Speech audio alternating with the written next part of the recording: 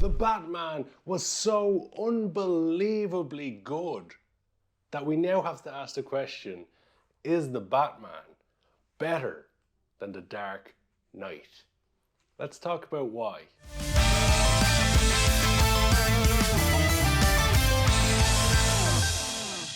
So it could be argued that one of the bravest, toughest projects to actually get right now would be a Batman movie, considering how beloved the Christopher Nolan Batman series was. I know Ben Affleck was Batman for a while. He didn't really have his own standalone movie, and he was kind of meh.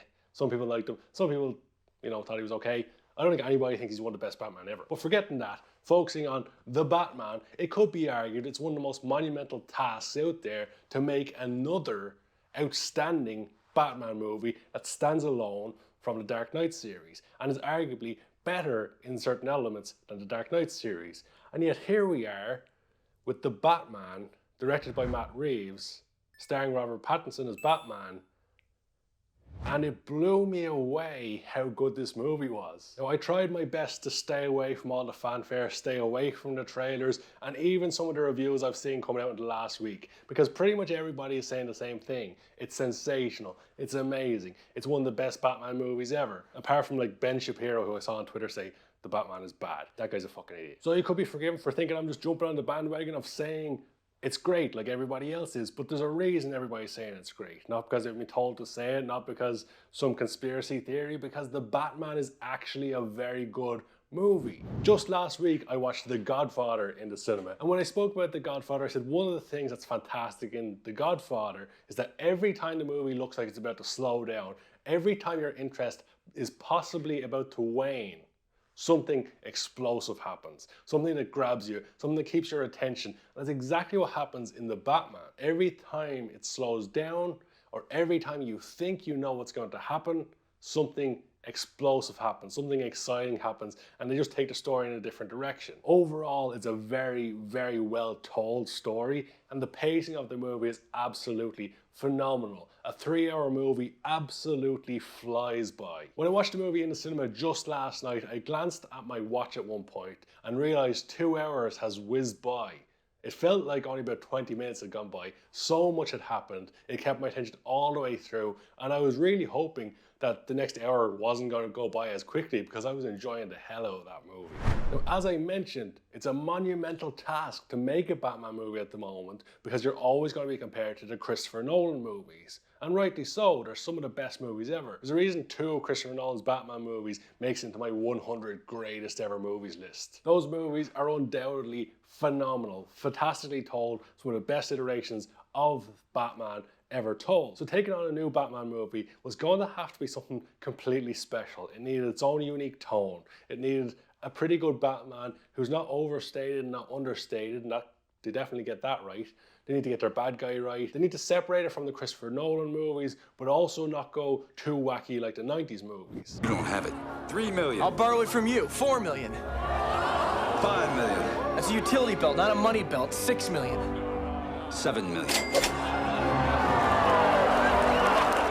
Never leave the cave without him. And somehow, Matt Reeves finds a perfect balance in this movie where he seems to just get pretty much everything right. Now, the movie's not without its flaws, of course. Every movie has flaws in places. And you could say, oh, that part wasn't great, or this part's not sensational. And we'll get into some of that later on in the review because I don't want to do any spoilers just yet. But overall, I think everybody leaving the movie theater yesterday was just left going, wow. And you kind of have to leave it the process in your mind for a little while of how good is that movie? Because to come straight out of the theater and go, that's the best Batman movie ever, well, you kind of have to take the others into consideration. And you kind of need to let it stew in your brain a little bit. Even to ask the question of where does Robert Pattinson sit in the pantheon of Batman? Where does he sit along the other superheroes? Is he the best Batman? Is he the second best Batman? That's going to take time to decide, and we're going to have to wait for the whole series of Batman movies before we get that answer. But it's looking good for him already. So one thing I would say is if you have not seen The Batman, don't waste any time. Get out of your chair right now, pause this video, run to your local movie theater and watch it at first possible viewing. And then possibly a second possible viewing. Because this is a movie that was so damn good, despite the fact that I watched it just last night, I'm heavily considering going to see it again.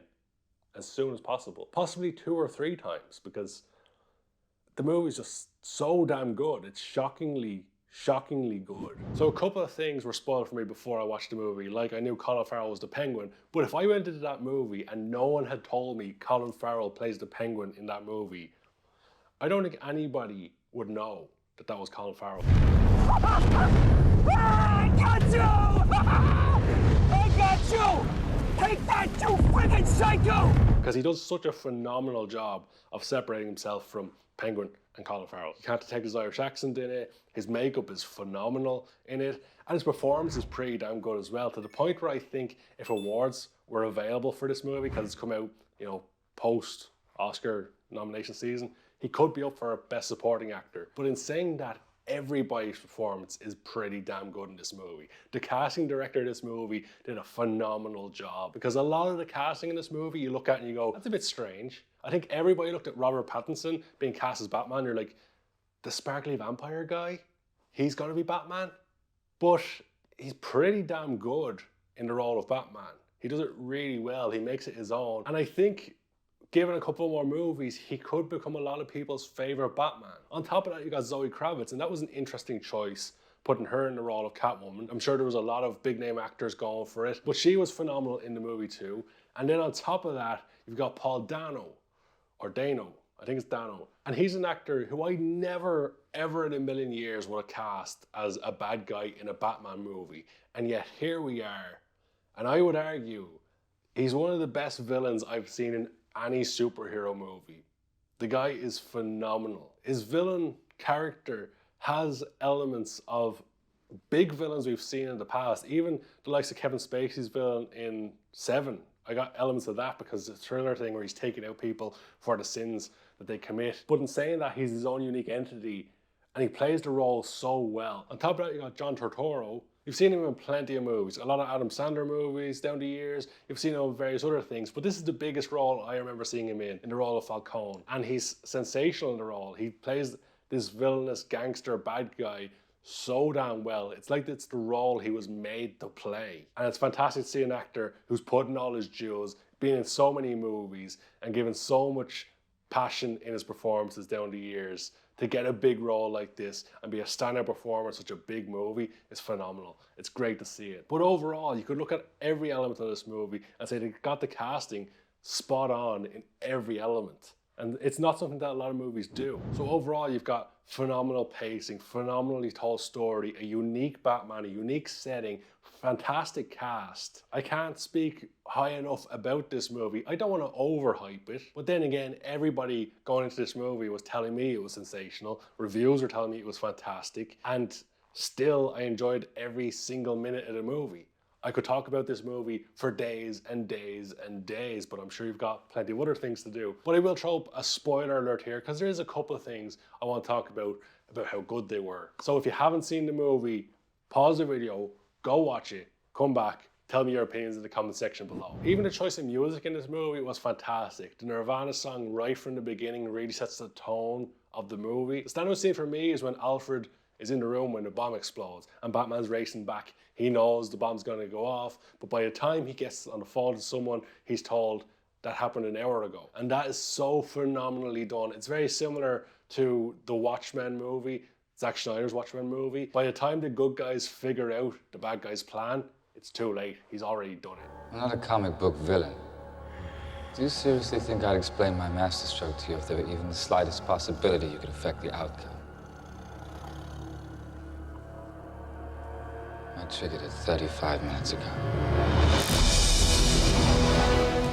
It happens twice in the Batman movie, and it's so well done because it just makes the villain look super smart. The villain plays super well. There's nothing the Batman can do to stop the evil plan going ahead. But there's so many other standout scenes. There's so much you could go through with this movie. As I mentioned, we could be here talking for weeks. The car chase scene with the Penguin as well, that's absolutely phenomenal. It's in the trailer for the most part, but I still really enjoyed that scene within the movie. Even the very first time we see the Batman, he emerges in the subway when a gang are about to beat up a helpless person, and he just walks up to the first guy and beats the holy hell out of him. That was a holy crap moment right from the beginning and really established the tone, really set up this Batman, how aggressive he can be. The one possible negative point is that ultimately the Riddler's plan doesn't have major consequences for any of the characters. So ultimately when we get down to the ending, and there's definite spoiler alert here, if you're still watching it and you haven't watched it, there's going to be a huge spoiler alert here. But after the bombs go off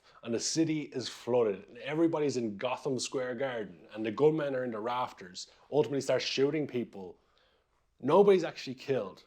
And I think that could have been one thing that took the movie to a whole new level, is if a major character gets killed in the first movie. You've obviously got the mayor get shot, but later on we see that she's fine. You could have had Commissioner Gordon jump in front and take the bullet. If Commissioner Gordon's taken out in the first movie, that's a holy flip moment right there, which sends the movie to a whole new level. Catwoman could have been killed off here. That would have been a holy flip moment. Or the big one comes when the Batman sacrifices himself, jumps across, grabs the cable and cuts the cable, the electrical cable, and it's in slow motion. It looks like he sacrificed himself to save the people and they were going to kill off the Batman.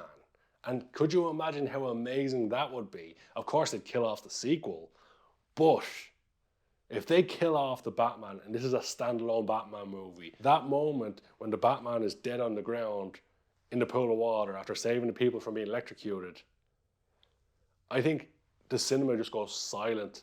The air is sucked out of the room at that point, and everybody goes, holy crap.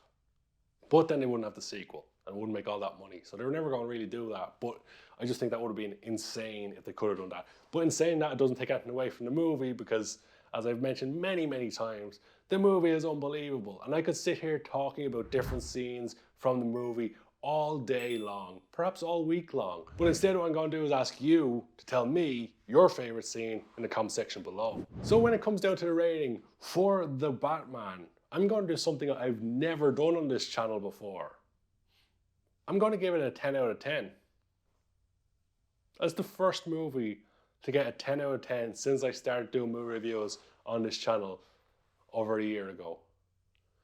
That's kind of insane. It's a hell of a movie. If you haven't seen it, go watch it. I'm going to go watch it right now.